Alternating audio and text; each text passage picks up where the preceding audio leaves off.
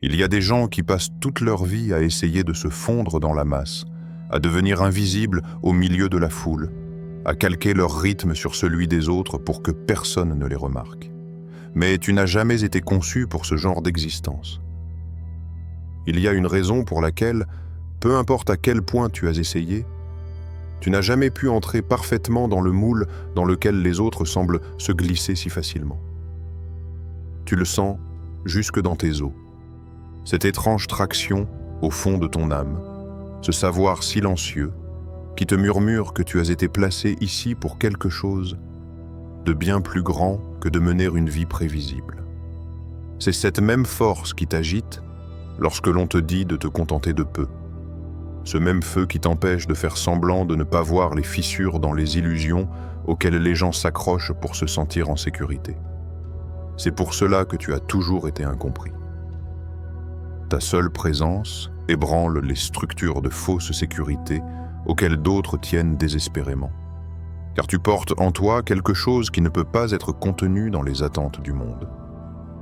Et même si les gens ne parviennent pas toujours à nommer ce qui te rend si différent, ils le ressentent. Dans la façon dont leur défense se lève quand tu dis une vérité à laquelle ils ne sont pas prêts, dans la manière dont leur malaise grandit quand ton énergie met à nu les parties d'eux-mêmes qu'ils ont essayé de cacher. C'est là la nature de ton appel. Tu n'as pas été envoyé ici pour être universellement aimé ou aisément compris. Tu es là pour réveiller ceux qui y dorment, pour nommer ce qui est vrai dans un monde qui prospère, grâce à la distraction et au déni. Et éveiller les autres n'est jamais un processus confortable. Pense-y. Quand on allume la lumière dans une pièce plongée dans le noir, la première réaction n'est pas la gratitude, c'est l'inconfort. Parfois même la résistance, car les yeux ont besoin de temps pour s'adapter. C'est exactement ce que tu fais aux gens. Tu amènes la lumière avant qu'ils soient prêts, et ce faisant, tu bouscules les ombres dans lesquelles ils se sont habitués à vivre. La vérité, c'est que ton rôle n'est pas de rendre les autres confortables dans leurs illusions, mais de leur montrer ce qui existe au-delà. C'est pour cela que certains te repoussent, cherchent à te faire taire ou à te discréditer. Ce n'est pas que tu aies tort, c'est que ta présence les force à voir des aspects de la réalité auxquels ils ne veulent pas encore faire face. Et même si la solitude pèse parfois, même si le rejet brûle, tu ne peux pas trahir ta mission en éteignant ta lumière juste pour être accepté. Chaque fois que tu le fais, le monde perd une chance de s'éveiller. Mais il y a une autre vérité dans ce genre de parcours. La solitude qu'il apporte n'est pas un accident. Ce n'est pas une punition infligée par la vie, c'est une étape nécessaire à ta préparation. Quand tu marches sur un chemin que la plupart ne comprennent pas, il est naturel que peu de compagnons t'y rejoignent. Et si, au début, cette solitude ressemble à un poids lourd sur ton cœur, avec le temps tu commences à la voir pour ce qu'elle est réellement. Un espace sacré où ton esprit peut entendre la voix du divin sans le bruit de la foule. Dans ce silence, tu n'es pas seulement seul, tu es aiguisé. Tes pensées deviennent plus claires, tes sens plus affûtés, et ton compas intérieur plus sûr. Chaque question restée sans réponse puise enfin sa solution au plus profond de toi. Le silence devient une forge, et tu en ressors plus fort, plus sage, plus inébranlable que jamais. Cette solitude que tu redoutais autrefois devient le lieu même où ta véritable puissance prend naissance. Et cette puissance n'a rien à voir avec celle que le monde recherche. Elle n'est pas bruyante, pas avide de reconnaissance, pas enracinée dans le besoin de contrôler les autres. C'est une autorité qui coule naturellement du fait de savoir qui tu es et pourquoi tu es là. Tu n'as peut-être pas encore tous les détails de ton chemin, mais tu as toujours su, au fond de toi, que tu n'es pas ici par hasard. Ce sentiment de différence que tu portes depuis toujours n'est pas un défaut à corriger. C'est la signature d'un dessin inscrit en toi avant même que tu prennes ta première inspiration. C'est la raison pour laquelle tu remarques des schémas que d'autres ne voient pas. Pourquoi tu peux sentir la vérité derrière les mots de quelqu'un? Pourquoi tu t'es toujours senti plus vieux que ton âge, comme si tu portais en toi des souvenirs venus d'un autre temps? Le monde voudrait te faire croire que ta différence est quelque chose à cacher. Mais la vérité, c'est qu'elle est la preuve même que tu portes en toi quelque chose qui doit être partagé. Alors, tandis que d'autres passaient leur vie entière à chercher une raison de se lever le matin, toi, tu l'as toujours portée dans ton âme. Tu as pu la douter, vouloir l'étouffer, ou même t'enfuir loin d'elle, mais elle ne t'a jamais quitté. C'est cela, l'appel des élus. Non pas d'être compris, mais d'éveiller. Et chaque instant où tu choisis de rester debout dans cette vérité, malgré l'incompréhension, tu t'approches un peu plus de ce pourquoi tu as été envoyé ici. Beaucoup pensent que l'influence se mesure au volume de la voix ou à la taille de la foule que l'on rassemble, mais en vérité, l'influence la plus profonde agit souvent en silence, comme une marée qui façonne la rive sans bruit. L'influence que portent les élus n'est pas quelque chose qu'ils forcent ou qu'ils fabriquent. Elle est tissée dans leur être même. Elle se manifeste dans la façon dont leur présence modifie l'atmosphère d'une pièce sans qu'ils aient à bouger le moindre doigt, dans la manière dont leurs paroles semblent tomber exactement là où elles étaient attendues, ou encore dans la portée invisible de leurs actes, qui dépassent largement ce qu'ils peuvent voir. Ce n'est pas simplement une question de changer des opinions, mais de toucher les couches les plus profondes et invisibles du cœur et de l'esprit.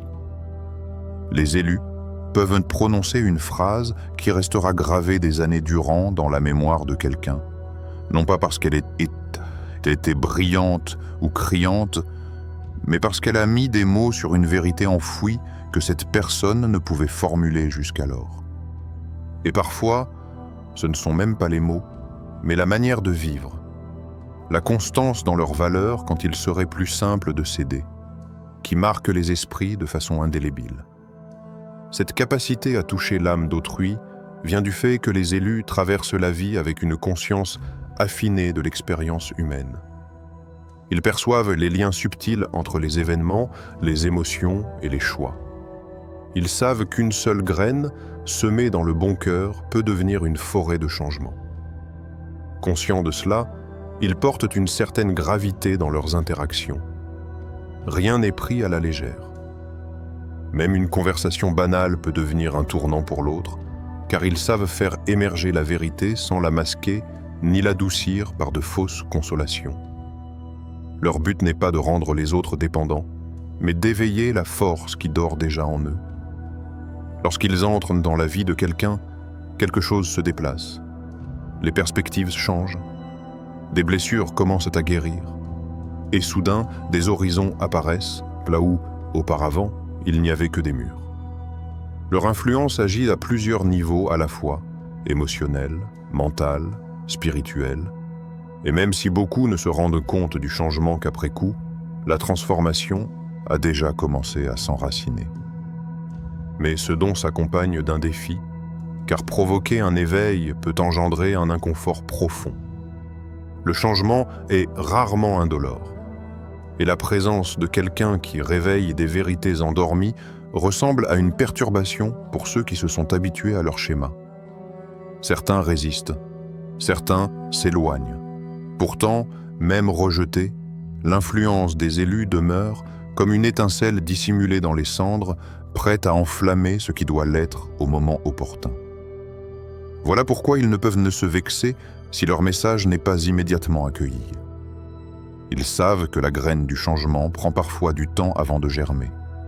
Leur rôle n'est pas de récolter partout où ils sèment, mais de planter ce qui doit l'être, en faisant confiance à la vie pour accomplir le reste. Et si leur influence s'étend loin, elle est souvent accompagnée d'un poids bien plus lourd, un profond sentiment d'isolement. Plus on est accordé aux couches profondes de la réalité, plus le monde de surface paraît étranger. Les élus se retrouvent souvent en marge, non pas par choix, mais parce que leur fréquence ne correspond pas au bruit ambiant. Ils voient à travers les jeux, les conversations creuses, les poursuites vaines, Et une fois que l'on a vu ces choses pour ce qu'elles sont, il est difficile de feindre l'ignorance. Cette différence de perception rend parfois presque impossible le fait d'être pleinement compris. D'autres les jugent étranges, distants, intenses, alors qu'en réalité, ils opèrent simplement depuis un niveau que beaucoup n'ont pas encore atteint. Parfois, cet isolement donne l'impression d'être enfermé derrière une paroi de verre, observant le monde bouger, interagir, se relier, tout en sachant qu'on ne peut y participer de la même manière. Il y a des moments où cette solitude devient presque insupportable, où le besoin d'être véritablement vu et compris brûle comme un feu intérieur. Mais avec le temps, les élus comprennent que cette distance n'est pas là pour les briser, mais pour les préserver. Elle protège la clarté et la profondeur qu'ils portent de toute dilution par le tumulte environnant. Elle leur offre l'espace nécessaire pour entendre la voix subtile de leur appel supérieur, sans interférence constante. Et même s'ils n'ont pas beaucoup de compagnons de route, les liens qu'ils tissent sont d'une intensité rare, car fondés sur la vérité et non sur les apparences. La société réagit souvent à cette différence par la méfiance, voire par l'hostilité. Les gens craignent ce qu'ils ne comprennent pas, et l'inconnu éveille des réflexes défensifs. Les élus doivent naviguer dans un monde qui prend parfois leur vision pour de l'arrogance, leur solitude pour du rejet, leur conviction pour de l'entêtement. Ils apprennent très tôt à protéger leur monde intérieur. Tout le monde n'est pas prêt à accueillir leur profondeur, et c'est pourquoi ils deviennent sélectifs quant à ceux qu'ils laissent entrer. Ce n'est pas de l'élitisme, mais de la préservation. Ils savent que leur énergie, leur discernement et leur vérité sont sacrés, et ils refusent de les disperser dans des espaces où ils seraient piétinés par l'incompréhension. Et pourtant, malgré cet isolement, ils ne s'arrêtent pas. Ils ne le peuvent pas. La mission gravée dans leur esprit les pousse en avant, même lorsque la route semble vide. Avec le temps, ils découvrent que cette distance avec la foule est une part essentielle de leur force, car elle leur permet de rester des phares clairs dans un monde noyé de bruit. Cette séparation, qui autrefois leur pesait, devient la raison même pour laquelle ils peuvent briller sans déformation, guidant vers la lumière ceux qui sont prêts à quitter les ombres. Il y a chez les élus une manière presque inexplicable de pressentir ce qui arrive avant que cela ne se manifeste, de percevoir la vérité d'une situation bien avant que quiconque n'en ait conscience. Ce n'est ni de la supposition, ni de la paranoïa. C'est une intuition profonde, inébranlable, qui ressemble moins à une pensée qu'à une évidence silencieuse. Une certitude qui se lève dans la poitrine et refuse obstinément d'être ignorée. Ils peuvent entrer dans une pièce et, en un instant, lire les courants invisibles qui circulent entre les personnes, saisir les éclairs furtifs d'émotions, les tensions muettes que personne ne remarque. Ils voient le léger mouvement des yeux lorsqu'un mot est prononcé, la fraction de seconde d'hésitation avant une phrase, l'énergie qui reste suspendue dans l'air bien après que la conversation a changé de sujet. Ce n'est pas lire dans les pensées, c'est ressentir le langage non dit qui se cache sous toute chose. Et c'est pourquoi ils perçoivent souvent la vérité derrière des masques que d'autres prennent pour argent comptant. Ils savent quand une gentillesse est sincère et quand elle n'est qu'un écran pour manipuler. Ils sentent quand un sourire cache une tristesse, quand une voix assurée tremble à l'intérieur, quand une promesse est déjà rompue avant même d'être formulée. Ce don peut être une bénédiction, mais aussi un lourd fardeau, car une fois que l'on a vu ce qui se cache derrière, on ne peut plus fermer les yeux. Les élus vivent dans un état constant de conscience que d'autres appellent sensibilité, mais qui est bien plus que cela. C'est une perception affûtée par une connexion supérieure. Ils savent souvent où une situation mènera bien avant que le scénario ne se déroule, et cette prescience guide leur façon d'avancer dans le monde. Elle leur permet d'éviter les dangers avant qu'ils ne deviennent des crises, de se retirer de relations qui les auraient vidées de leur énergie, de saisir des opportunités avant même que les autres n'en soupçonnent l'existence. Mais elle signifie aussi qu'ils sont rarement surpris, rarement pris au dépourvu. Et parfois, cela donne à la vie un parfum de pièce de théâtre dont ils connaissent déjà la fin. C'est pourquoi ils chérissent ces rares moments où quelque chose ou quelqu'un parvient encore à les surprendre. Car cela leur rappelle que tout n'est pas écrit d'avance et qu'il existe encore des mystères qui valent la peine d'être poursuivis. Pourtant, leur intuition ne sert pas qu'à les protéger eux-mêmes, elle protège aussi les autres. Bien des fois, ils ont discrètement détourné quelqu'un d'une décision qui aurait mené à la douleur, ou glissé un conseil au moment exact où il était nécessaire, sans jamais révéler comment ils savaient qu'il le fallait. Ils ne disent pas toujours « je sens que cela va arriver », car ils savent que tout le monde n'est pas prêt à entendre ce genre de vérité. À la place, ils orientent doucement, semant des graines dans l'esprit qui amèneront l'autre à prendre par lui-même la bonne décision. Et si ce don leur vaut la confiance profonde de ceux qui l'ont vécu, ils créent aussi parfois une distance avec ceux qui confondent leur clairvoyance avec de l'ingérence ou de la volonté de contrôle. La vérité est qu'ils ne cherchent pas à dominer. Ils cherchent à harmoniser, à rétablir l'équilibre là où le chaos s'installe. Mais il existe une autre dimension de leur don, qui les rend encore plus singuliers. Leur capacité à prendre les situations les plus sombres et à les transformer en quelque chose de porteur de vie. Ce n'est pas seulement de la résilience, c'est une véritable alchimie de l'âme. Là où la plupart, face à la douleur, se brisent ou se contentent de survivre, les élus vont plus loin. Ils façonnent cette douleur pour en faire quelque chose de neuf, imprégné de lumière. Ils peuvent transformer la trahison en sagesse, la perte en compassion profonde, l'échec en tremplin vers plus grand encore. Ils savent que dans chaque ombre se cache une graine de lumière, et ils possèdent l'art de la faire germer jusqu'à ce qu'elle s'épanouisse. Cette transformation n'est pas instantanée. C'est un processus qui exige patience, foi et le courage de rester assis dans l'obscurité jusqu'à ce que sa leçon se révèle.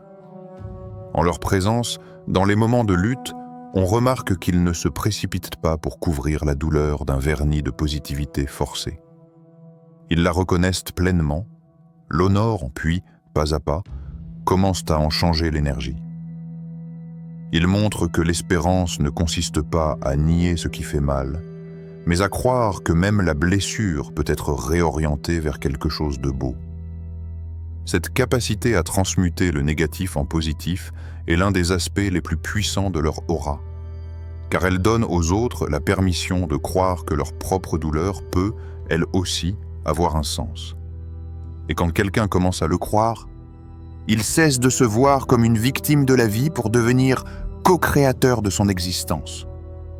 Les élus ont traversé des tempêtes que beaucoup ne pourraient même pas imaginer, et c'est dans ces tempêtes qu'ils ont appris l'art de la transformation. Ils ont affronté des ténèbres si épaisses qu'elles auraient pu les engloutir. Et pourtant, ils en sont ressortis porteurs d'un trésor plus précieux que tout ce qu'ils possédaient auparavant. Voilà pourquoi, lorsqu'ils parlent d'espérance, leurs mots sonnent justes. Ils viennent de quelqu'un qui a marché dans le feu et qui sait que même les cendres peuvent devenir un sol fertile. Cette vérité, ils la portent partout avec eux, et elle rayonne vers ceux qui les entourent. Leur intuition et leur capacité à transformer l'ombre en lumière sont intimement liées. Ils savent sentir quand une situation commence à se corrompre, quand un environnement devient toxique, quand le cœur de quelqu'un commence à se fermer. Et plutôt que de simplement s'éloigner, ils choisissent souvent d'intervenir avec l'intention discrète de changer l'énergie. Ils ne réussissent pas toujours, car tout le monde n'est pas prêt à changer. Mais lorsque c'est le cas, les résultats sont remarquables. Des dynamiques entières peuvent se métamorphoser, des relations se réparer, des destins se réécrire.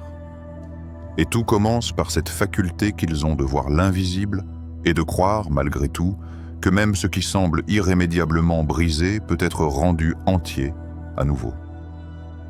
Il existe des êtres qui portent en eux une aura de mystère qui dépasse largement les contours de leur personnalité. Une impression silencieuse qu'ils savent quelque chose que le reste du monde a oublié. Les élus avancent souvent dans la vie avec des vérités qui ne sont écrites dans aucun livre, enseignées dans aucune salle de classe, prononcées dans aucun bruit quotidien du monde. Ce savoir caché a le parfum de l'ancien, comme s'il avait été transmis au fil de générations innombrables, soufflé d'âme en âme avant la naissance, conservé au plus profond de leur esprit jusqu'au moment exact où il doit se révéler. Il se manifeste parfois dans la façon dont ils parlent, dans les images qu'ils choisissent, dans les conseils étranges mais d'une justesse implacable qu'ils donnent. Parfois, ce sont des choses qu'ils n'ont jamais lues ni entendues. Et pourtant, ils les connaissent avec la même certitude que leur propre nom. Ces vérités sont souvent si subtiles, si profondes, que ceux qui les entendent n'en comprennent pas tout de suite la portée. Mais plus tard, dans un moment de silence, ces paroles reviennent, ouvrant dans l'esprit des portes restées closes pendant des années. Les élus ne manipulent pas ce savoir à la légère. Ils ne l'exposent pas pour flatter leur ego ou pour gagner une joute verbale. Ils le protègent comme on protège une flamme sacrée, conscients que tout le monde n'est pas prêt à le recevoir. Ils savent qu'une vérité, révélée trop tôt, peut blesser au lieu d'éclairer. Alors, ils pèsent leurs mots avec soin, n'en livrant que des fragments au moment opportun, comme des pièces de puzzle remises dans l'ordre qui révélera enfin l'image. Cette retenue n'est pas de la faiblesse, mais une sagesse forgée dans la compréhension des rythmes de la croissance humaine. Ils savent que chaque âme suit sa propre cadence et que forcer quelqu'un à voir avant qu'il soit prêt peut l'aveugler plutôt que l'illuminer. Leur savoir caché ne se limite pas à des faits ou à des intuitions mystiques. C'est une façon de voir le monde. Ils perçoivent les motifs qui se répètent à travers l'histoire, les cycles qui reviennent dans les comportements humains, les fils invisibles qui relient un instant à un autre. Ils ressentent les causes profondes derrière les événements, les forces invisibles à l'œuvre lorsque le monde semble basculer. Et lorsqu'ils s'expriment, c'est souvent d'une manière qui remue quelque chose de profond dans le cœur de l'auditeur, contournant la logique pour parler directement à l'âme. Même ceux qui ne saisissent pas tout le sens de leurs mots en ressentent le poids, comme un son de cloche qui continue de vibrer longtemps après avoir été frappé. Mais porter ce type de connaissance est à la fois un don et un fardeau. Parfois, ils voient trop clairement la vérité sur une personne, un lieu ou une situation leur apparaît avec une telle évidence, alors que personne autour ne peut ou ne veut la reconnaître. Il est douloureux de garder pour soi des vérités que d'autres rejettent, de savoir qu'elles pourraient t'aider et de devoir pourtant se taire parce que l'autre n'est pas prêt à les entendre. Cela exige patience, foi et humilité, celle qui consiste à laisser chacun trouver son propre chemin. Pourtant, pour ceux qui acceptent d'écouter, les élus peuvent être des catalyseurs de révélations qui changent une vie. Une seule phrase prononcée par eux peut réorganiser toute une existence, dissipant des années de confusion et ramenant quelqu'un de l'ombre vers une compréhension nouvelle de qui il est et pourquoi il est là. À ce savoir caché s'ajoute une autre qualité qui les distingue. Leur seule présence est un pont entre les mondes, un canal par lequel des forces invisibles peuvent agir. Ce n'est pas seulement ce qu'ils savent, c'est ce qu'ils portent. Ils servent souvent de conduite à des inspirations et à des énergies qui semblent venir d'au-delà d'eux-mêmes, comme si l'univers lui-même se servait de leur voix. C'est pourquoi une rencontre avec eux peut paraître anodine à première vue, mais laisser une empreinte durable. Quelque chose en eux change l'atmosphère, transforme le regard, réveille des parties de soi que l'on croyait endormies. Pourtant, à cause de ces dons, ils sont souvent incompris. On les accuse parfois d'être étranges, secrets, insaisissables. Ils peuvent susciter la méfiance, voire l'hostilité, de ceux qui craignent ce qu'ils ne peuvent expliquer. Mais les élus savent que cela fait partie de leur chemin. Ils comprennent que ce qui les rend différents est précisément ce qui leur permet d'accomplir leur mission. Alors, ils continuent de garder la sagesse, de protéger les vérités sacrées et de ne les partager qu'avec ceux dont le cœur est prêt à les recevoir. Se tenir en leur présence, c'est se trouver devant quelqu'un qui est à la fois gardien d'un savoir ancien et messager d'une transformation. Ils ne sont pas là pour satisfaire une curiosité passagère ou répondre à des questions futiles. Ils sont là pour planter des graines, qui mettront parfois des années à germer, pour réveiller en vous un souvenir d'une vérité que vous avez toujours connue mais oubliée. Et si vous acceptez de vous ouvrir à cela, vous pourriez découvrir que les réponses que vous cherchiez ont toujours été en vous. Ils vous auront simplement tendu la clé.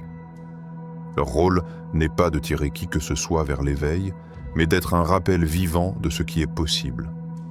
Ils marchent en incarnant l'intégration, montrant comment le savoir peut se vivre et non seulement se dire. Et quand vient le moment pour eux de partager ce qu'ils savent, ils le font d'une manière qui ne s'entend pas seulement avec les oreilles, mais qui se ressent dans l'âme.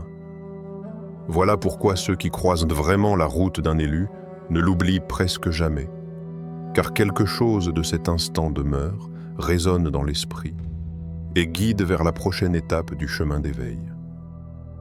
Il arrive un moment, dans le parcours de chaque élu, où le poids de sa mission rencontre la résistance du monde. Et c'est à ce point précis que se façonne le reste de son destin. C'est là, dans la friction entre leur raison d'être et les attentes de la société, qu'ils doivent apprendre à rester inébranlables sans laisser leur lumière s'éteindre. Ils ont traversé des années, parfois des décennies, à être incompris, jugés ou même attaqués pour leurs différences. Ils ont supporté les murmures derrière leur dos, le scepticisme face à leurs convictions et le rejet brutal de ceux qu'ils avaient autrefois aimés.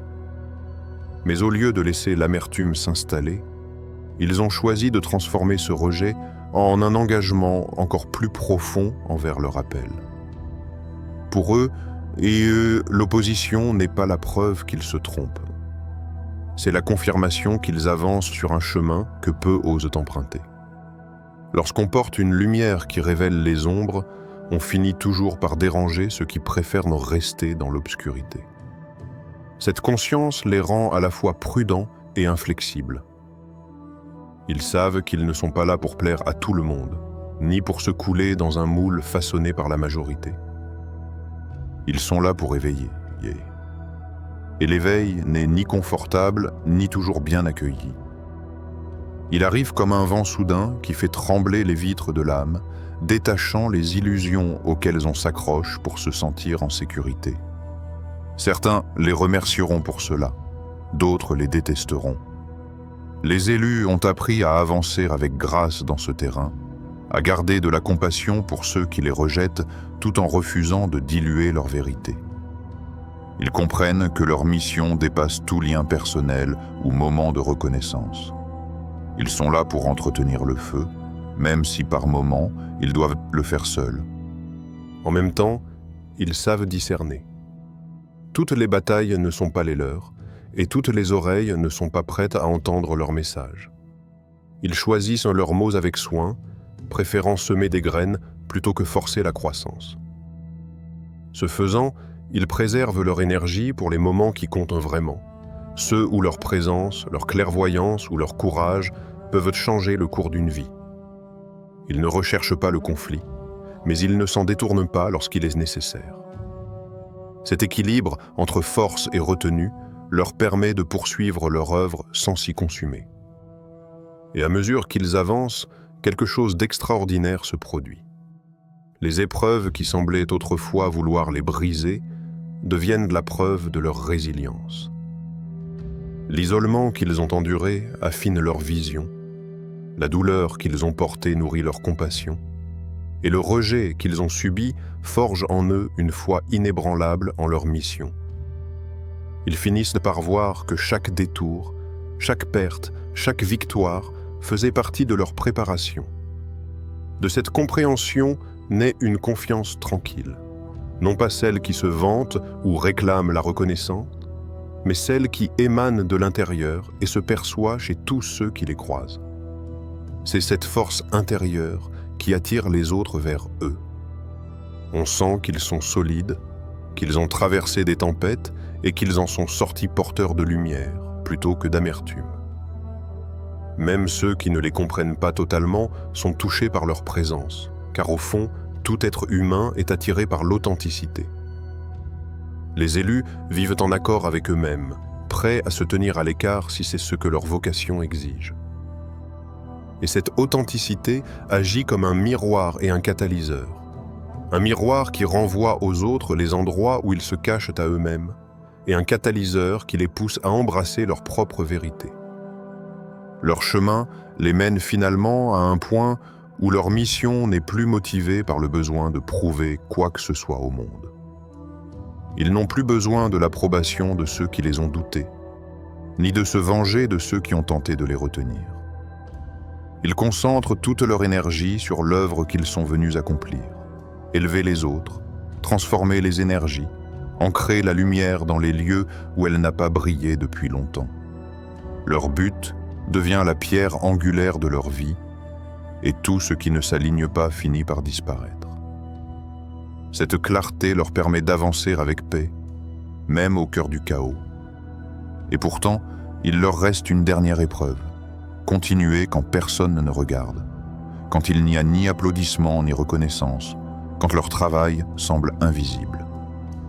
C'est dans ces instants que se révèle la véritable profondeur de leur vocation.